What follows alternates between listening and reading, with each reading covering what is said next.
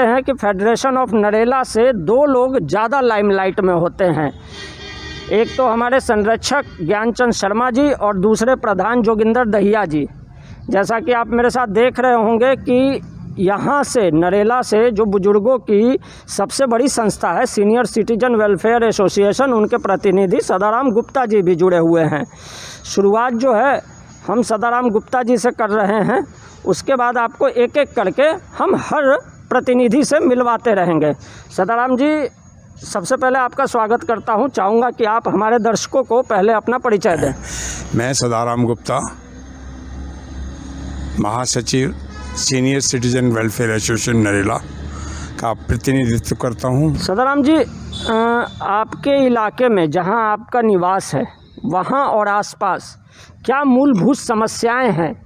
सबसे पहले मैं पंजाबी कॉलोनी से हूं और वैसे तो मेरे सीनियर सिटीजन पूरी एनसीआर से जुड़े हुए हैं, लेकिन मैं पर्टिकुलर अपनी कॉलोनी को यहाँ जो समस्याएं हैं उनसे शेयर करना चाहूँगा, अवगत कराना चाहूँगा। पंजाबी कॉलोनी जी ब्लॉक के साथ ही एक जोगी कैंप है, क्लस्टर है, उसमें इतनी गंदगी रहती है ढलाव में कि मुझे बार बार हर हफ्ते कहना पड़ता है, प्रशासन को जगाना, डैम्स को बताना पड़ता है कि भाई ये कर दो। करते तो हैं, लेकिन मैं परेशान इसलिए हूँ कि मुझे ही बार बार उन्हें क्यों कहना पड़ता है। दूसरा, जी ब्लॉक पंजाबी कॉलोनी के मेन रोड मैक्सिमम या तो नीचे दब गए हैं और जगह जगह खड्डे पड़े हुए हैं। पिछले 3 साल से जब से ये चुनाव हुआ है तब से ही मैं निरंतर उनको जगाता रहता हूँ, भाई इन खड्डों को भर दो, गली बनवा दो, लेकिन स्कूल से लेकर के और जी ब्लॉक पंजाबी कॉलोनी के एंड तक जो कि मेन रास्ता है उसमें दुनिया भर के खड्डे, नालियाँ साफ़ नहीं होती। तो ये एक गंभीर समस्या है, इसी को मैं हाईलाइट करना चाहूँगा आपके प्लेटफॉर्म से। चलिए, पंजाबी कॉलोनी का हो गया दौरा, आज यहाँ बैठे बैठाए। अब हम आगे बढ़ते हैं। आपका परिचय जानना चाहूँगा। संजय कॉलोनी अध्यक्ष राजेंद्र राणा, संजय कॉलोनी का। राजेंद्र राणा जी, आज फेडरेशन के मंच से आप किस समस्या के बारे में बात करना चाहेंगे? भाई, समस्या आज हमारी ये सबसे ज़्यादा, एक तो सीवर हमारा अधूरा पड़ा, चालू नहीं हो रहा। दूसरी, बिजली के बिलों की बड़ी समस्या है, जिसका 1000 का बिल आता था 3035 का बिल आ रहा है। कोई सुनवाई किसी किस्म की नहीं है। पानी अगर जो दे रहे हैं तो तीसरे दिन दे रहे हैं, वो भी हर घर तक नहीं पहुंच रहा पानी। चौथी बात, सफियाबाद रोड पर धूल मिट्टी बहुत है, कोई सफाई कोई ध्यान नहीं किसी किस्म। हमारी 4 समस्या। बाबूजी नमस्कार, आपसे जानना चाहूँगा कि आप किस इलाके का प्रतिनिधित्व कर रहे हैं और क्या आपकी भी कोई समस्या है आज फेडरेशन के मंच पे उठाने को? हाँ जी, ऐसा है, मैं रहाइश मेरी आर्य समाज रोड पर है यहाँ पर, और मैं देखता हूँ तो इतनी रेहड़ियाँ खड़ी रहती है, बड़ा भीड़ रहती है। आगे जो गंदा वो सामान पड़ता है वहाँ रोड पर फैला हुआ रहता है, वहाँ भी गंदगी रहती है, जो सबौली रोड के बिल्कुल फ्रंट में। और रामदेव चौक तक काफ़ी भीड़ रहती है, रोड के साथ साथ पटरियाँ घेर रखी हैं, रेहड़ियाँ खड़ी रहती है, तो यहाँ का भी थोड़ा ध्यान दिया जाए। रेहड़ी पटरी की समस्या के बारे में दर्शकों एक बात तो साफ तौर पे कहना चाहूँगा कि जो रेहड़ी पटरियाँ होती हैं, वैसे तो हमारे जो गरीब भाई हैं, जो आर्थिक रूप से अक्षम हैं, उन लोगों के लिए जीविका का साधन है। लेकिन चूंकि आप लोगों को ये भी बता दूं कि जो दिल्ली नगर निगम है वो अगर चाहे तो जो सड़कों के किनारे जो दोनों तरफ जो जगह है उनको अगर सही तरीके से यूटिलाइज़ किया जाए तो उन गरीब लोगों के लिए छोटे छोटे दुकान बनाए जा सकते हैं, चाहे वो अस्थाई तौर पे हो। और नगर निगम चाहे तो उनसे एक बंधी हुई एक किराए के तौर पे एक छोटी सी रकम भी चार्ज कर सकती है। अब हमारे साथ एक महिला शक्ति मौजूद है। मैडम, चाहूँगा कि पहले आप अपना परिचय दें दर्शकों को। नमस्कार सर, मेरा नाम शशि बाला है। मैं फेडरेशन ऑफ नरेला की तरफ से महिला प्रकोष्ठ अधिकारी हूँ और मैं आपको यहाँ पे ध्यान दिलाना चाहूँगी, नरेला जो है वो हरियाणा और दिल्ली को जोड़ता है। यहाँ पे इसलिए गाड़ियों की आवाजाही बहुत ज़्यादा रहती है। ऊपर से दुकानों के आगे अतिक्रमण इतना हो जाता है कि वो पहले अपना सामान आगे रख देते हैं, उसके आगे अपने बोर्ड, और उसके आगे फिर क्या होता है, गाड़ियों की पार्किंग शुरू हो जाती है। तो तो पैदल चलने वालों के लिए तो बिल्कुल रास्ता रहता ही नहीं है। दूसरा ये है कि चलते चलते भी अभी आप देख सकते हैं कि मेरे को भी यहाँ पे चोट लगी है, क्योंकि जब निकलने की जगह ही नहीं होगी तो कहाँ से जाएंगे। गाड़ियाँ इतनी स्पीड से साइड से निकल के जाती हैं कि हमें बहुत ही बच के निकलना पड़ता है। बहुत ही ज़्यादा यहाँ पे जाम की समस्या है। फिर यहाँ पे अनाज मंडी है, FCI का गोदाम है, वो यहीं पे है। सारे मतलब दिल्ली की जो गाड़ियाँ लगभग यहाँ से होकर ही गुजरती हैं। तो यहाँ पे जाम की जो समस्या है वो इतनी ज़्यादा है। हम चाहते हैं कि इसके बारे में इससे जो अधिकारी हैं वो उसको ध्यान दें। अच्छा शशि बाला जी, आप चूँकि एक महिला हैं, नरेला जैसे इलाके में, क्योंकि ये बड़ी तेज़ी से विकसित हो रहा है। हाँ जी। नरेला को अगर हम कहें तो अगले 5 सालों में हो सकता है कि ये दिल्ली के किसी पॉश इलाके से कम नहीं रहेगा। बिल्कुल सर। शिक्षा के मामले में भी यहाँ के बच्चे रोज़ाना कोई ना कोई मेडल लेके आते हैं। खेल कूद में भी देख लीजिए तो यहाँ के युवाओं ने, चाहे वो लड़के हों या लड़कियाँ हों, हाँ जी, परचम गाड़ रखा है। बिल्कुल सर। लेकिन अगर हम महिलाओं के लिए या युवाओं के लिए सुविधाओं की बात कहें तो वो यहाँ स्थानीय तौर पे नहीं है। आदमी चाहे वो कोई ट्रेनिंग लेनी हो, हायर एजुकेशन लेनी हो, सबको दिल्ली का रुख करना पड़ता है। चूँकि मैं ये है तो दिल्ली में ही, लेकिन यहाँ चूँकि आमतौर पे बोलचाल में है कि हम दिल्ली जा रहे हैं। आज भी लोग यहाँ के दिल्ली से खुद को कटा हुआ मानते हैं। तो महिला सुरक्षा पे अगर बात करें, चूँकि आप खुद एक महिला हैं, तो आपको क्या लगता है कि नरेला में महिला सुरक्षा या महिलाओं के लिए आगे बढ़ने के अवसर कितने उपलब्ध कराए होंगे सरकार ने? बिल्कुल सही कहा सर आपने, क्योंकि यहाँ पे ये बिल्कुल सही बात है कि हमें शिक्षा के भी पूरे के पूरे साधन यहाँ पे मौजूद नहीं है। आने जाने की दिक्कत है वो अलग है ना। यहाँ पे नर्स कॉलेज बन रहा था, आई थिंक सो बनते बनते भी उसको 12-15 साल हो चुके हैं, अभी तक उसके ऊपर कोई काम नहीं हुआ है। तो हमें हर तरीके से यहाँ पे, और जो छेड़छाड़ है उसके बारे में तो मैं ना ही कहूँ तो बहुत अच्छा है, क्योंकि हमें पता है कि हम आने जाने में कितनी तरह की परेशानियाँ भुगतते हैं, बहुत ज़्यादा। तो आपने सुना कि नरेला में जो ये ग्रामीण इलाका है, पर यहाँ तेज़ी से विकास हो रहा है। यहाँ के लोगों के रहन सहन में लगातार बदलाव देखने को मिला है। यहाँ जो बच्चे हैं, जो यहाँ की युवतियाँ हैं, वो दिल्ली, मेन दिल्ली जो है, वहाँ जाती हैं अपनी पढ़ाई के लिए, अपने ट्रेनिंग के लिए, अपने हायर एजुकेशन के लिए। पर नरेला में अभी तक किसी जनप्रतिनिधि ने, मतलब सरकारी स्तर पर, प्राइवेट के 2-4 कॉलेज हैं यहाँ, और जैसा अभी शशि बाला जी ने कहा कि एक नर्सिंग कॉलेज यहाँ बनने वाला था और किसी के पास उसका कोई जवाब नहीं है। तो ठीक है, हम आगे बढ़ते हैं। आप सर अपना परिचय दीजिए। शायद आप सिंघोला से आए हैं हमारे बीच, तो आज आप फेडरेशन के मंच पर सिंघोला की कौन सी समस्याएं रखना चाहेंगे? सिंघोला में गंदे पानी की निकासी बिल्कुल नहीं है। बिल्कुल गांव के सट के गंदा पानी इकट्ठा हो जाता है सारा। बाहर एक नाला था जो बिल्कुल ब्लॉक हो चुका है, उस पर कोई कार्रवाई नहीं हो रही। और पीछे एक जोड़ के सौंदर्यीकरण का कार्य किया गया था, उसको साफ़ सुथरा करके उसमें जो बारिश का पानी था वो इकट्ठा होना था, लेकिन उसमें अब गांव का जो गंदा पानी है वो इकट्ठा होता है। लोग सुबह शाम घूमते हैं तो उसमें बदबू बहुत ज़्यादा आती है। और एक हमारा सिंघोला से टीकरी रोड है, वो करीब 2 साल से फटा हुआ है, बिल्कुल उसकी बहुत बुरी हालत है। वहाँ ठेकेदार ने खैर कुछ कार्य किया है, लेकिन बीच में लॉकडाउन जब से हुआ है वो भी बंद है। वहाँ गाड़ियों का आवाजाही वहाँ से नहीं हो पाती। अच्छा सर, पहले अपना आप परिचय दे दें। मैं धीरज खत्री, RWA अध्यक्ष सिंघोला। अच्छा, RWA के अध्यक्ष हैं आप, तो जाहिर सी बात है कि आपने इन समस्याओं के बारे में किसी न किसी जनप्रतिनिधि से संपर्क किया होगा। तो कैसा रहा उनके साथ आपका एक्सपीरियंस? क्या जवाब मिला? कितने दिनों पहले उन्होंने आश्वासन दिया था और अब क्या स्थिति है? MLA साहब से बात हुई थी पीछे भी, तो सिंघोला से टीकरी जो रोड है वो तो उन्होंने शुरू करवा रखा था, लेकिन लॉकडाउन के बाद से उनकी लेबर चली गई, पता नहीं क्या बात है, वो काम शुरू नहीं हो पा रहा अभी।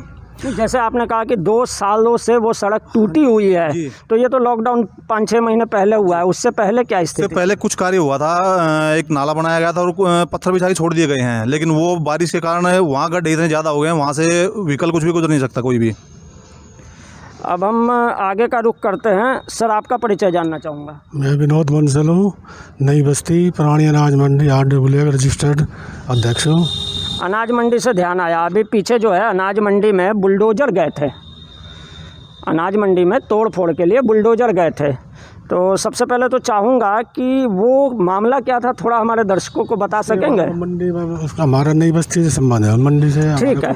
नई बस्ती में अगर बात करूँ कि जन समस्याओं के मामले में नई बस्ती की क्या स्थिति है, हमारी नई बस्ती में पूरे नरेले की सबसे पास कॉलोनी है। नई बस्ती जो पुरानी अनाज मंडी है, नाम की पास कॉलोनी है, पर वैसे तो पूरे मंडी की सबसे गंदी बस्ती होगी वो आज के दिन। उसमें 6 शहीद पार्क है, जिसमें ऐसे काम होते हैं शरारती तत्वों द्वारा जो बताने लायक नहीं है। उसमें लाइट नहीं है, अंधेरे में पता नहीं क्या क्या वहाँ होता है, जो हमने पकड़े भी है, पुलिस को पकड़वाए भी है, पर आज तक कोई सुनवाई नहीं है। उसमें हाई मास्क लाइट लगी हुई थी जो ख़राब थी, हमने उसकी कंप्लेंट दी, वो ठीक करने की बजाय उसको उखाड़ के वहीं रख रखी है, उसमें लाइट नहीं है। एक हमारी मेन समस्या है जो रेलवे रोड से नई बस्ती में हमारी गली आती है, बीड़ी गली, उसमें बहुत पुराना गेट लगा हुआ है, वो टूटा हुआ था, वो 20-25 साल पुराना है, जिसमें कोरोना टाइम में लॉकडाउन के अंदर हमने सारे गेट कॉलोनी के ठीक कराए थे। सिर्फ वही गेट है जो एक परिवार की वजह से वो गेट ठीक होने नहीं पा रहा है। हम 3-4 दफ़े ठीक कराने गए हैं, हमारे से झगड़ा करते हैं। वो राज सिंगारी है उसका नाम है, उसका परिवार है, हमारे को थोड़े से डंडों से पीटने के लिए वो आता है। प्रशासन को हमने कह के छक ली, हमारी कोई सुनवाई नहीं है आज के दिन, अभी तक वो गेट ऐसे ही पड़ा हुआ है। आरोप कुछ गंभीर भी हैं। हम फेडरेशन के अध्यक्ष से इन आरोपों के मुतल्लिक कुछ सवाल लेंगे, लेकिन पहले एक और महिला शक्ति हमारे साथ जुड़ी हुई हैं। मैडम, चाहूँगा आप दर्शकों को पहले अपना परिचय दें। मेरा नाम सुषमा है, मैं फेडरेशन ऑफ नरेला की महासचिव हूँ और NDPL कॉलोनी नरेला से ही निवासी हूँ।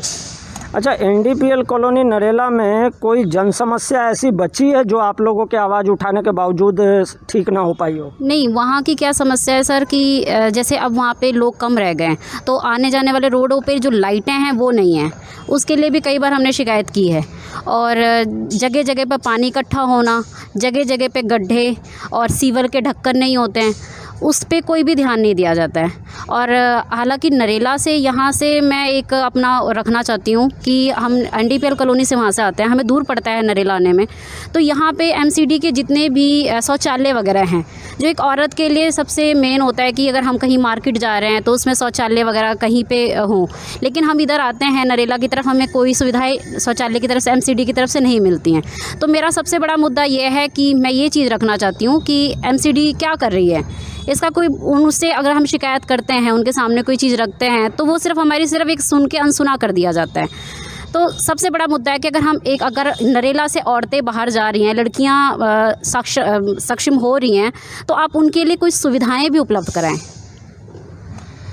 जन सुविधा में सबसे बड़ी बात आज एक और पता चली कि नरेला में महिला शौचालय नहीं है।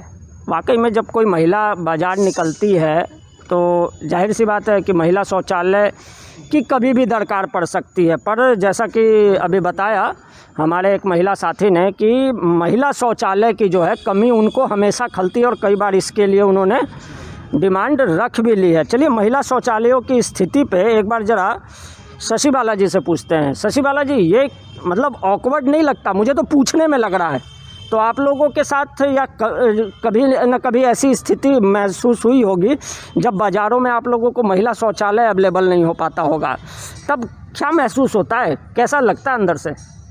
सर, अब इस चीज़ को ना ही पूछे तो अच्छा है, क्योंकि ये मुद्दा तो मैं पहले भी ऑलरेडी कई बार रख चुकी हूँ। क्योंकि हम जब बाहर आते हैं, मार्केट में आ रहे हैं, तो 2 घंटे 3 घंटे 4 घंटे लगना नॉर्मल बात है। और ऐसी स्थिति में अगर हमें जो हमारी प्राथमिक जन सुविधा है वही अवेलेबल नहीं होती, 1-2 जगह बने भी हुए हैं तो वहाँ पे ताले लगे हुए हैं, वहाँ पे कोई सुविधा है ही नहीं। अब बस टर्मिनल है, इसके आसपास होना चाहिए, वहाँ पे है ही नहीं। और बस टर्मिनल यहाँ से शिफ्ट होना चाहिए, वो भी नहीं हो रहा है, जिसकी वजह से ही यहाँ पे ज़्यादा जाम लगा हुआ है। ओके जी, तो 2 बातें हैं कि एक तो बस टर्मिनल को यहाँ से हटाने की डिमांड मेरे ख्याल पिछले कई सालों से है। मैंने भी इस पे कई सारी स्टोरियाँ की हैं, DDA में इसके लिए जगह अलॉट है। बस टर्मिनल ही क्यों, सब्जी मंडी भी यहाँ पे जाम में बहुत बड़ा हाथ है।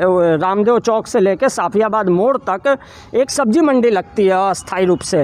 हालांकि मास्टर प्लान की अगर बात करें तो हमने इस पे काफ़ी पहले स्टोरी की थी कि DDA में बाकायदा सब्जी मंडी के लिए और बस स्टैंड के लिए जगह अलॉटेड है, पर अभी तक उस पर कोई कार्रवाई नहीं हो रही। और जैसा महिला शौचालयों की बात हो रही है कि इस बारे में ध्यान दें कि जिन महिला शौचालयों पे ताला लगा हुआ है उनके साथ एक तो सख्ती से निपटा जाए। अब हम चाहेंगे अपने संरक्षक जो फेडरेशन के हैं ज्ञानचंद शर्मा जी से। ज्ञानचंद जी, सबसे पहले तो आपका स्वागत है। धन्यवाद, आपका बहुत बहुत स्वागत। जो जनता की आवाज़ आप उठा रहे हैं उसके लिए बहुत बहुत धन्यवाद आपका। ज्ञानचंद जी, आज आपने अपने सदस्य संस्थाओं के प्रतिनिधियों की काफ़ी सारी समस्याएं सुनी होंगी। मैं ये जानना चाहूँगा कि फेडरेशन के स्तर पे इन समस्याओं के लिए पहले क्या कदम उठाए गए हैं और आज के बाद आपकी क्या रणनीति होगी? फेडरेशन समय समय पे इन सब चीज़ों को उठाता रहता है और आगे भी उठाते रहेंगे, लेकिन कहीं भी कोई ज़्यादा मतलब रिस्पांस मिलता नहीं है। मैं शिवाजी नगर RWA से उपाध्यक्ष भी हूँ और मैंने पहले भी बहुत बार ये आवाज़ उठाई है कि भाई शिवाजी नगर का जो मेन एंट्रेंस है उसके ऊपर दोनों तरफ से बहुत चौड़ी गली है, लेकिन उसके अंदर इतनी सब्जी मंडी की जो रेडियाँ वगैरह ये वो लगवा दी जाती है, अंदर जाने का रास्ता बिल्कुल ब्लॉक हो जाता है। एक ऊपर से गिफ्ट और दी हुई है, वहाँ पे पशु चिकित्सालय छोड़ा हुआ है, तो वो पागल पशु आवारा सब वहाँ पे लाते हैं, सब पागल कुत्ते आते हैं। इतनी पब्लिक होती है, किसी टाइम आप उधर से निकलो तो देखना ज़रा, एक दो फ़ोटो लेना आप उसका। इतनी बड़ी समस्या है शिवाजी नगर के लिए कि एंट्रेंस के ऊपर इतना जाम है कि आदमी पैदल भी नहीं जा सकता, गाड़ी तो बहुत मुश्किल की बात है वहाँ पे। तो समस्याएं तो सारी है, उसको उठाते भी रहते हैं, लेकिन कहीं से कोई रिस्पांस अच्छा मिलता नहीं है। अब मैं चाहूँगा कि फेडरेशन ऑफ नरेला के अध्यक्ष जोगिंदर दहिया जी 2 कदम आगे आ जाइए। सबसे पहले दहिया जी, आपका स्वागत करता हूं इस कार्यक्रम में, जहां हमने कोशिश की है कि जनता के बीच जाके जनता की समस्याओं को समझा जाए। दहिया जी, फेडरेशन जहां तक मुझे पता है पिछले 10-12 सालों में जब मैं पहली बार नरेला आया था तो ये वो महानुभाव हैं जिनका मैंने पहला इंटरव्यू नरेला में खुद किया था। तो दहिया साहब, एक चीज़ जानना चाहूँगा, 12 साल पहले और आज इस 12 साल के सफ़र में जब से हम और आप साथ हैं, 12 साल में आपको क्या लगता है यहाँ की राजनीति जनता के लायक कितनी हो पाई है? देखिए, सबसे पहले तो दिल्ली न्यूज़ 24 का धन्यवाद करना चाहूँगा। आप हमारे ग्रामीण क्षेत्र में आए और हमारी समस्याओं को आप उठाने के लिए प्रेरित हैं। तो मैं सबसे पहले तो ये बताना चाहता हूँ कि नरेला की अनेकों समस्याएँ हैं। किस किस समस्या को बताएं? चाहे वो बस स्टैंड लगा लो, नरेला एक, मैं बार बार कहता हूँ, हर बार कहता हूँ, नरेला ग्रामीण क्षेत्र होने के कारण उपेक्षा का शिकार रहा है। यहाँ से सक्षम नेतृत्व को भी मिला ही नहीं है, क्योंकि अक्सर हम पिछड़ जाते हैं। हमें वो दिल्ली का दर्जा नहीं प्राप्त, जो दिल्ली का दर्जा बाईपास से आगे रहने वालों को हो, हमें प्राप्त नहीं है।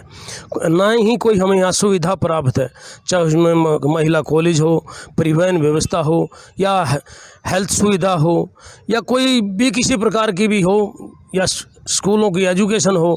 नरेला में कोई ऐसी चीज़ नहीं है।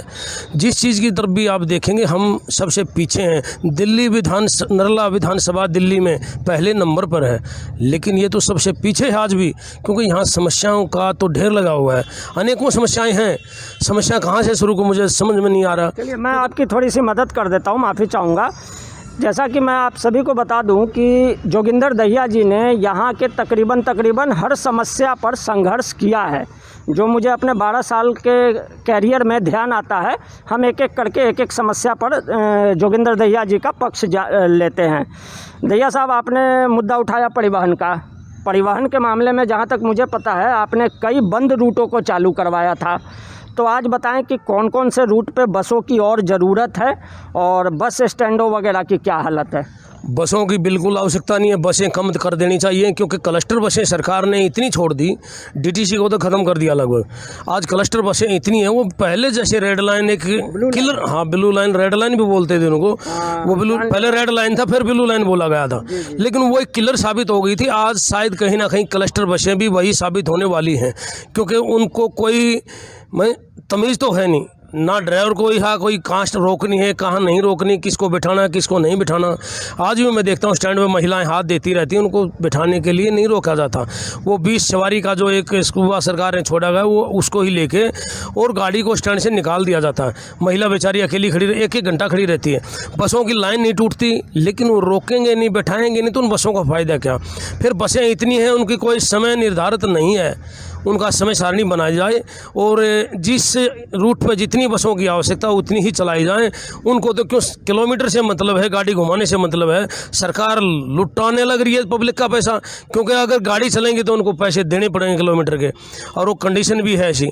तो मैं तो कहता हूँ सरकार इस और ध्यान दें, जो गाड़ियाँ वाहियात में चल रही हैं उनको बंद कराया जाए और जो जिस रूट पे गाड़ी नहीं उस पर लगाई जाए। अच्छा, स्टैंडों की क्या हालत है? स्टैंडों की तो बद से बदतर है। नरला में कोई भी स्टैंड देख लो आप, मुझे 4 स्टैंड ऐसे बता दो नरला में कि ये बैठने लायक हैं। मैं तो एक भी स्टैंड ऐसा कहता हूँ नरला में कोई स्टैंड बैठने लायक नहीं है। पूरे नरला विधानसभा में अगर एक भी स्टैंड आप बता दो मेरे को, या सरकार का कोई नुमाइंदा मेरे को बता दो, तो मैं मान जाऊँगा। एक भी स्टैंड नहीं है कहीं भी, सब जर्जर हालत में हैं, गिर रहे हैं, किसी को चोट लगना खतरा है, कोई महिला बारिश में धूप में बैठ नहीं सकती। अच्छा जोगिंदर दैया से दूसरे मुद्दे पे जल्दी लेते हैं। आपने एक पीछे काफ़ी समय पहले एक नया अभियान शुरू किया था जो यहाँ का राशन दफ्तर है। आज उस राशन दफ्तर की कार्यप्रणाली से आप कितना संतुष्ट हैं? देखिए, राशन दफ्तर में तो हमेशा भ्रष्टाचार रहा है और वो भ्रष्टाचार शायद ही कभी मिटेगा, क्योंकि वहाँ तो अब वहाँ क्या हर डिपार्टमेंट और पैसे दो काम करो, पैसे दो और काम करो। हम उसका विरोध भी करते हैं, कई बार शिकायतें भी करते हैं, कई अधिकारियों को हमने इसमें लपेटा भी है, लेकिन कहीं ना कहीं फिर भी उपेक्षा शिकार रहते हैं। अच्छा, फेडरेशन के एक साथी ने बिजली के बिलों की समस्या उठाई। यहाँ पर बिजली के बिलों की समस्या जो है वो तकरीबन पूरी दिल्ली में है।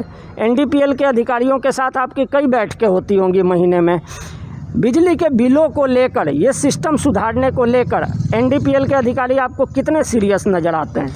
देखिए, अगर आपके बिल में 100-200 रुपये लगा भी दिए किसी के, आपको ये बताने वाला कोई नहीं है कि पैसे लगाए किस चीज़ के हैं।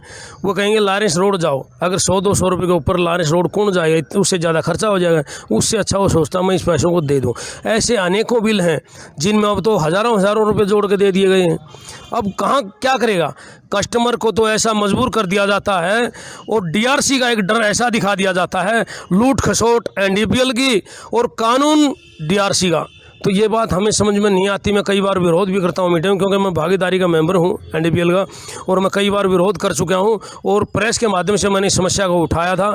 लेकिन सरकार भी कहीं ना कहीं मजबूर है NDPL के हाथों, क्योंकि NDPL ने सभी को दबा रखा है। NDPL के खिलाफ कोई बोल नहीं सकता। हम भी अगर बोलते हैं तो हमें भी टारगेट किया जाता है, ये कह दिया जाता है कि आपको मीटिंग में नहीं बुलाएंगे। मतलब ऐसी बातें हो गई, क्योंकि हम अपनी आवाज़ उठाते तो वहाँ भी हमें कई बार ऐसा शिकार होना पड़ता है। फिर भी जोगिंदर दैया आवाज़ उठाते रहते हैं। अच्छा दैया साहब, जब हम यहाँ पे आ रहे थे साफियाबाद रोड में, तो सूर्या प्रॉपर्टी के सामने हमने एक ठेली वाले को सड़क पे मलबा डालते देखा था। तो आपके भी फेडरेशन का कार्यालय ठीक सामने है, तो वो चल क्या रहा था, थोड़ा हम ये भी पूछना चाहते हैं। देखिए, सफियाबाद रोड पे हालत बद से बदतर है और इतने गड्ढे हैं, आए दिन कोई न कोई एक्सीडेंट यहाँ होता रहता है, क्योंकि PWD की रोड है। PWD को मैंने RTI लगा दी। PWD ने ये नहीं पता हमारे रोड पे कितनी पाइप लाइन दबी हुई हैं, कितनी फ़ोन कंपनियों की लाइन दबी हुई हैं। कोई भी कंपनी कहीं भी उखाड़ लेती है, लेकिन उसका किसी के पास कोई परमिशन नहीं होती, सब लेना देना ही तो चल रहा है, और वो गड्ढे ऐसे ही छोड़ देते हैं अपना काम करके। अब फेडरेशन की तरफ से एक रिक्शा को लगाया गया है और जो गड्ढे हैं उनको भरने का कार्य फेडरेशन की तरफ से किया जा रहा है, ना कि किसी सरकारी अधिकारी के। अच्छा, मुझे तो लगा था कि कोई मतलब प्राइवेट निर्माण कराने वाले ने सड़क पे मलबा फेंकना शुरू कर दिया है। हालांकि जोगिंदर दैया बता रहे हैं कि वो रेहड़ी जो है वो फेडरेशन की तरफ से मुहैया कराई गई है, ताकि जो गड्ढे हैं उनको मलबे से भरा जा सके। जब PWD काम नहीं करेगी तो जाहिर सी बात है कि सामाजिक संस्थाओं को ही सामने आना पड़ेगा। अब दैया साहब, एक चीज़ बताइए, कई बार आप लोगों को हमने देखा है कि आप लोग जल बोर्ड के दफ्तर का बड़ा घेराव करते हैं। जल बोर्ड वालों से ऐसी क्या दुश्मनी है आप लोगों की? देखिए, पहली बात तो लोगों को धोखे से कनेक्शन दे दिए गए, और मुफ्त पानी का जो सरकार का दावा है वो कहीं ना कहीं खोखला साबित हो रहा है। मेरे घर में 2-3 कनेक्शन हैं और मैंने तो कनेक्शन महंगे रेट था उसमें लिए थे, लेकिन मेरे वहाँ पानी आता ही नहीं। मेरे कनेक्शन में लगभग 10 रीडिंग भी महीने की नहीं निकली होंगी, वो चला ही नहीं कभी। उसमें भी 4800 रुपये 4500 रुपये अगर बिल भेज दिया गया इस लॉकडाउन के समय में, तो आम आदमी का क्या होगा। सरकार का कहाँ वादा है फ्री पानी देने का। कहीं ना कहीं हम अपने आप को ठगा महसूस करते हैं। इस प्रकार के जो लोग लुभावने वादों में आकर चुनाव के समय ये पार्टियां हमें लुभाती हैं और हम उस लुभावने वादे में कहीं ना कहीं उनकी ओर आकर्षित हो जाते हैं, और वहाँ जाके हमें फिर एक ऐसा महसूस होता है कि हमारे को इन नेताओं ने ठग लिया। ये बड़ी गंभीर समस्या है, और मैंने लिखित में जल बोर्ड को शिकायत भी की है कि इन बिलों को तुरंत ठीक किया जाए। जबकि दिल्ली सरकार का 20,000 लीटर पानी देने का एक वादा है, उस पर दिल्ली सरकार कायम रहे। और जिन अधिकारियों ने इस प्रकार के बिल भेजे हैं, मैंने बाकायदा खुला लिखा है वो लेटर में, उन अधिकारियों के खिलाफ कार्रवाई होनी चाहिए। क्योंकि इस महामारी में, कोरोना जैसी महामारी में पूरा देश लड़ रहा है और आवागमन सबका बंद है, इनकम का साधन सबका बंद है, रोजगार सबके ठप है। इस टाइम में अगर किसी को 5,000 7,000 अगर पानी का बिल आएगा तो उसके दिल पर क्या बीतेगी। अच्छा दहिया साहब, आपने अधिकारियों की बात छेड़ दी। अभी जो दिल्ली नगर निगम है, दिल्ली नगर निगम में रिटायर्ड कर्मचारी, मौजूदा कर्मचारी और जो निगम के शिक्षक हैं, उनकी सैलरी नहीं मिल रही, तो उन अधिकारियों के बारे में आपके क्या विचार हैं। और फेडरेशन के आने वाले समय में उन कर्मचारियों के साथ खड़ा होने का विचार कर रहा है, क्योंकि कोरोना का समय है, उनकी कोई सुन नहीं रहा। और जो लोग अभी मौजूदा समय में नौकरी में हैं, वो अगर आवाज़ उठाएंगे तो उनकी नौकरी जाएगी। तो फेडरेशन की क्या कोई प्लानिंग है कि उन निगम कर्मचारियों को भी थोड़ी मदद पहुंचाई जाए, या उनके समर्थन में कोई खड़ा होने को आएगा। देखिए, नगर निगम के चाहे भूतपूर्व कर्मचारी हों या जो अब सेवाएं दे रहे हैं, वो एक कोरोना योद्धा की श्रेणी प्राप्त कर चुके हैं और मार्केट में भी कहीं ना कहीं कॉलोनियों में भी घूम रहे हैं। उनका मेहनत का पैसा उनको टाइम पे मिल जाना चाहिए। ये सरकारों की आपस की खींचतान है। मैं कहता हूँ दिल्ली सरकार ने पैसा देना चाहिए और निगम ने भी तालमेल दिल्ली सरकार के साथ बनाकर जनता को सुविधा उपलब्ध करानी चाहिए। पहली बात तो मैं ये बता दूँ, आपने निगम का जिक्र कर दिया, निगम के तो हालात और भी ख़राब हो रहे हैं। जहां डीबीसी पहले यहाँ 35-40 थे, अब पूरे जोन में मेरे हिसाब से 4 या 5 डीबीसी हैं। 2 महीने में भी एक घर का राउंड नहीं हो पाता, तो डेंगू मलेरिया के केस कहाँ मिलेंगे। अगर 2-3 महीने में एक आदमी आएगा दवाई डालने, वो फिर कहता है एक में लालवा है उसका डेंगू का, आपका चालान होगा, आपको नोटिस होगा, उसकी आड़ में भी उसको ठगा जाता है। फिर कोई केस प्रेजेंट में हो भी जाता है, क्योंकि अगर दवाई टाइम पे नहीं डलेगी तो कहीं ना कहीं ये समस्याएं आती हैं। अब पहले 1 हफ्ते में चक्कर लगता था एक घर का, अब 2 महीने में लग गया, तो फ़र्क हो गया। और यहाँ से जैसे दवाई छिड़कने वाले थे सब गायब कर दिए, सफाई वाले थे कर्मचारी, उनका नहीं पता चलता है कहाँ।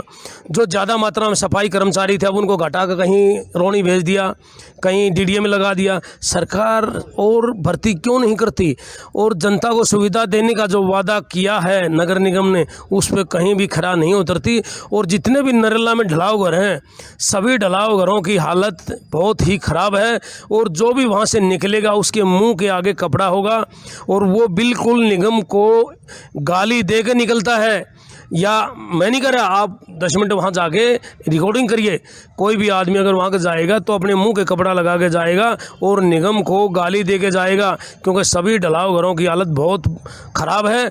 और सबसे बड़ी समस्या तो ये है कि जो हमारे क्षेत्र की घूमने वाली आवारा गायें, नगर निगम या दिल्ली सरकार एक तरफ तो गौशालाओं को पैसे देती है गौं को रखने के लिए, और आज नरेला की सड़कों पे कई 100 गायें खुली घूम रही हैं। आए दिन हादसे होते रहते हैं।